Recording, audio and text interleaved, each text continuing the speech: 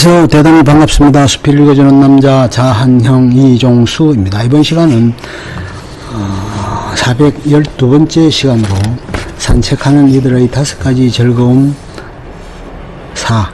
결국 혼자서 길을 걸어가게 될 것이며 라는 수필을 읽어드리도록 하겠습니다. 4. 결국 혼자서 길을 걸어가게 될 것이며. 김현수. 그로부터 2주일 동안 그는 계획대로 9명의 친구들과 산책을 했다. 매일 할 수 있었으면 좋았겠지만 친구들의 사정도 예의치 않고 비가 내리는 날도 많았다. 구름들은 지평선 쪽에서 생겨났다가 비를 뿌리거나 혹은 바람이 부는 방향으로 흩어졌다. 흐린 날이면 도시 불빛들이 스며든 밤하늘이 불투명한 붉은색이었고 구름이 없는 날에는 투명한 금푸른색이었다. 마지막으로 그와 함께 산책한 친구는 두 아이의 아버지로 분당에 사는 건축사였다. 초등학교 시절 건축사의 집에는 탁구대가 있었고 방과 후 그는 늘 그 집에까지 달려가서 스핀이 걸린 공을 네트 너머로 넘기는 연습을 했었다. 보기 드물게 세이브 그립으로 연습한 친구여서 서브는 날카로웠다.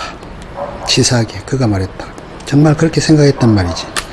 놀랍다는 듯이 친구가 물었다. 정말 그렇게 생각했던지 치사하다고 서브를 받아치려면 미리 계산을 해야만 했으니까 난 그냥 스매싱을 하면서 땀을 쏟는 게 좋았어. 그래서 나는 세이브 그립을 한 번도 잡지 않았지. 하지만 그런 이야기들은 대학교 정문까지 걸어가기도 전에 모두 끝났다. 건축사는 자기 얘기는 거의 하지 않고 그 대신에 영화 창피하기 이를 데 없는 남은 것이라고는 그녀와 추억이 전부라고나 할까를 소감을 마치 전문 주간지에 리뷰를 쓰듯이 얼마간 주문을 거렸다. 그로서는 어쩐지 정색하고 말하는 그런 이야기가 어색하기만 했다. 그래서 건축사의 핸드폰이 울렸을 때 그는 차라리 반가울 정도였다. 건축사 역시 마찬가지였던 모양이다. 그건 둘째 아이가 아프니 집에 좀 빨리 들어왔으면 좋겠다는 부인의 전화였고 건축사는 미안하다는 듯한 표정을 지었다. 그는 사람들의 연기에 민감했다. 어색한 연기는 비문투성이의 문장을 보는 것처럼 불편했다. 그는 두말 없이 얼른 가보라고 말했다.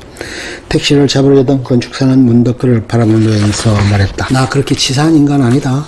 너 그렇게 치사한 인간 아니야.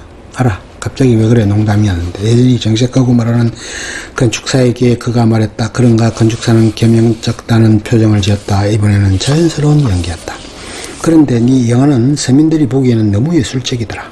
그 말을 남기고 건축사는 택시를 타고 떠나버렸다. 분당까지 택시를 타고 갈 생각인가? 9번째 친구가 떠나고 나니 그의 기분이 왠지 더러워졌다.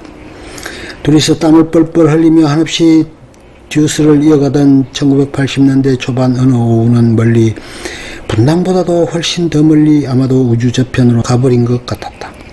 건축사가 탄 택시가 멀어지자마자 한쪽 골목에서 코끼리가 나타나더니 그의 심장 위에 슬며시 한쪽 발을 올려놓았다. 코끼리는 고민하는 것 같았다. 힘을 줄까 말까. 그는 그 코끼리를 초등학교 시절 가을 운동회에서 다른 친구들과 함께 굴리던 종이 지구 정도로 만들기 위해 안간힘을 썼다. 하지만 오랜만에 나타난 코끼리는 여느 때보다 훨씬 힘이 셌다.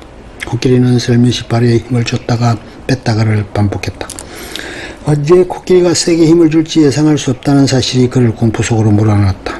그렇게 오랫동안 서 있었지만 코끼리는 그대로 했다. 조금 기다려보다가 그는 이마에 흘리는 땀을 닦으며 조심스레 한 발을 내디뎌봤다. 코끼리의 발은 무겁지도 그렇다고 가볍지도 않았다.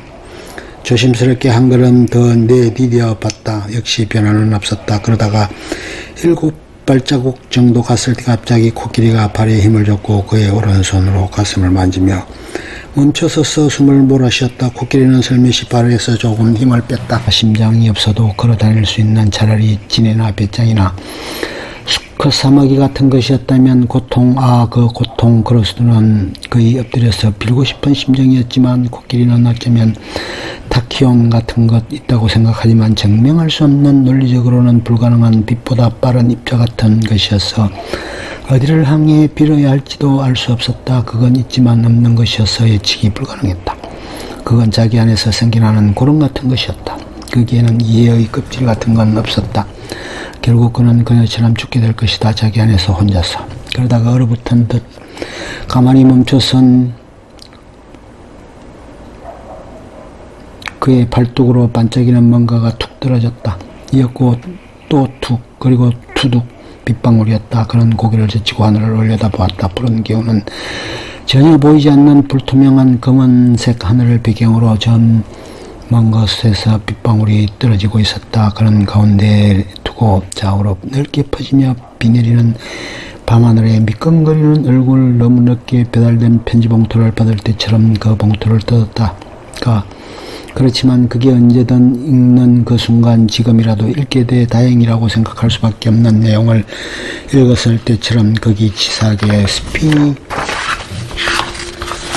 걸린 수천 개의 탁구공들 같은 빗방울들이 떨어지고 있었다. 가만히 고개를 젖히고 그가 중얼거렸다. 조금이라도 좋으니 잠깐만 이렇게 서있자. 조금이라도 좋으니까 잠깐만 이렇게 서있자고. 코끼리도 가만히 고개를 젖히고 중얼거렸다. 그는 얼굴을 젖힌 채 고개를 끄덕였다. 지네도 배짱이도 수컷 사마귀도 탁구공도 야구공도 농구공도 백혈구도 탁키온도 지구도 다들 가만히 고개를 젖히고 하늘을 올려다보았다. 조금이라도 좋으니까 잠깐만 이렇게 서있자. 그건 언젠가 둘이서 한강 고수부지에 갔다가 크게 싸우고 난 뒤에 이제 끝이라며 혼자 걸어가서 눈물 향해 걸어가던 그녀를 그냥 바라보다가 아마도 그렇게 바라보고만 있다가는 오랜 세월이 흐른 뒤 분명히 후회하고 말 것이라는 생각이 들어 달려가 그녀를 가로막고 서서 그녀에게 말했던 말이었다. 그냥 가게에 내버려둘 걸 그랬나? 그렇게 붙잡지 말 걸 그랬나? 그래서 후회하는 거야? 고개를 젖히고 가만히 서서 코끼리가 말했다. 그래서 후회하는 거냐고? 마찬가지로 가만히 서서 그가 말했다. 끝. 좋으면 좋아요, 구독, 알림 설정 눌러주세요. 감사합니다.